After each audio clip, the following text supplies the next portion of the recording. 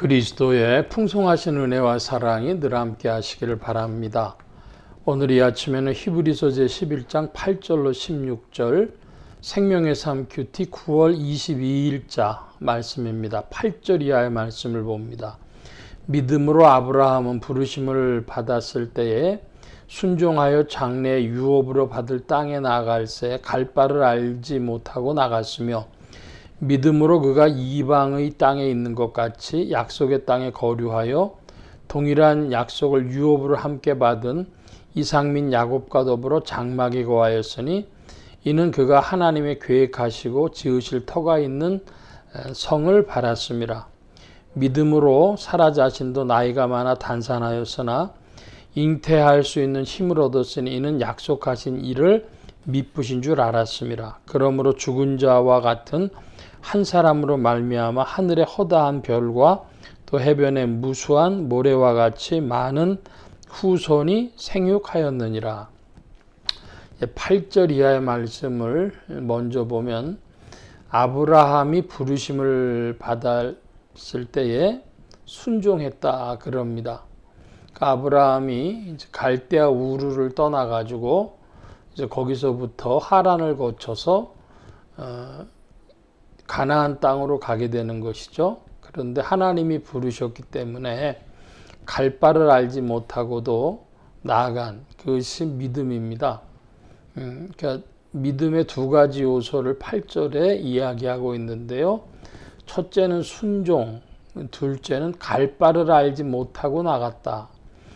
우리 찬양에 이 눈에 아무 증거 아니 들려도 믿음만을 가지고 선을 걸으며 그런 찬송이 있죠.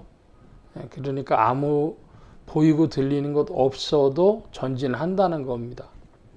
순종한다는 것, 전진한다는 것.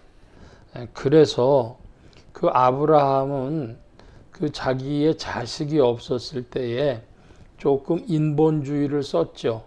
그래서 하갈을 통해서 이스마엘을 낳기도 했지만 하나님께서는 사라를 통하여서 정실 부인을 통하여서 자식을 주셨습니다. 그리고 그 후에 이제 해변의 무수한 모래 같은 하늘의 허다한 별과 같은 자식을 얻게 되었죠.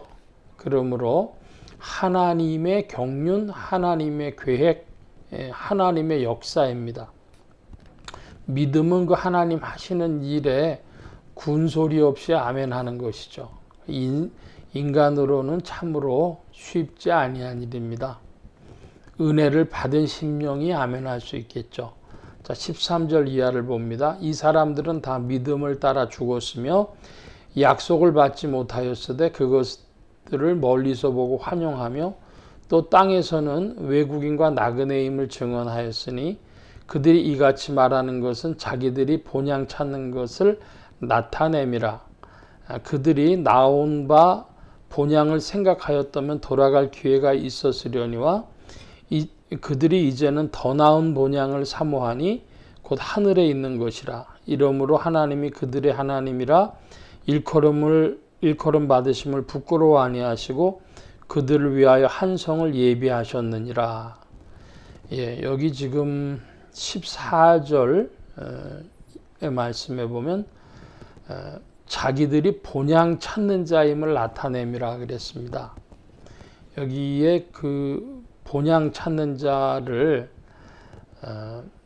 영어 성경에 보면은 컨트리라 그랬습니다. 그러니까 우리말에 그 본향이라는 건 한문으로 써서 본래의 고향 뭐 이런 뜻을 드러내고 있는 것이죠. 그런데 히브리어 원어를 살펴보면 그냥 컨트리, 나라 뭐 이런 의미로 되어 있습니다. 그리고 16절에 보면 더 나은 본향을 사모하니 그랬는데 16절에는 클라이톤 이래 돼 있어서 그냥 더 나은 것 이렇게 번역할 수 있는 겁니다. 그러니까 본향, 고향의 의미를 담고 있지를 않고 컨트리, 나라라는 의미에서 더 여기 16절은 14절보다도 더 나가서 그냥 더 나은 것 이렇게 할 수 있는 것이라는 거죠. 그래서 믿음으로 바라보는 세계, 그 세계를 히브리서 11장에는 천국의 소망인고로 본향이라고 적었지만, 그러나 원어를 살펴볼 때 14절에는 컨츄리, 그리고 16절에는 더 나은 것 이렇게 번역할 수 있다 하는 말씀입니다. 근데 그것은 하늘에 있습니다.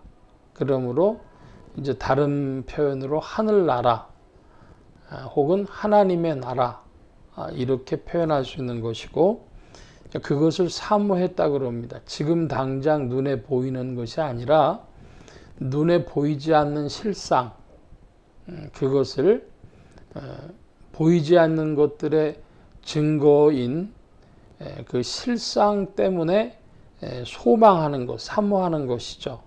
그래서 하나님께서는 그들의 하나님이라 일컬음 받으심을 부끄러워하지 아니하셨다. 이거 참 굉장히 중대한 기록이라고 할 수 있습니다. 하나님이 부끄러워하시느냐 하는 문제도 하나 있고요. 또 하나는 하나님이 부끄러워 아니하셨다. 그러니까 떳떳하거나 자랑스럽다는 것이죠. 이 지상에 있는 인생들 중에 보이지 않는 세계에 소망을 두어서, 하나님 계신 것을 소망 두어서 이 땅에서 삶을 살아갈 때 그 쉽지 않은 어려운 일이지만 하나님 뜻대로 순종하며 살아가는 그 모습을 볼 때에 하나님께서는 떳떳하시고 자랑스러우셨다 이 말씀이죠. 자, 부끄러워하실 수 있느냐라는 것으로 다시 돌아가 보면 하나님은 부끄러워하시기도 하십니다. 그것은 하나님의 인격성을 말씀하는 것이죠. 사람들처럼 허물이 있어서 부끄러워하는 것이 아니라 하나님께서는 자기가 사랑하는 이들이 하시는 행동 때문에 받는 그런 영광 혹은 받는 부끄러움입니다. 지상에 있는 인생들을 하나님께서는 그들을 사랑하시고 자기 백성으로 자기 자식으로 삼으셨는데, 그들이 보여주는 행동이 떳떳하고 자랑스러운 일이면 좋은데, 어떨 때는 그들이 하나님을 부끄럽게 만드는 용렬한 모습, 불순종의 모습, 불신앙의 모습, 그런 일들을 보여주기 때문이죠. 하나님께서는 바로 이 믿음 있는 사람들, 지금 믿음장에서 계속 얘기하는 것이죠. 그래서 더 나은 곳을, 하늘에 있는 더 나은 곳을 사모하는 이들에게 한성을 예비하셨다 그럽니다. 그들이 지낼 수 있는 곳을 예비하셨다 그럽니다. 이것을 아우구스티누스라고 하는, 어거스틴이라고 하는 신학자는 하나님의 도성 이렇게 표현을 했죠.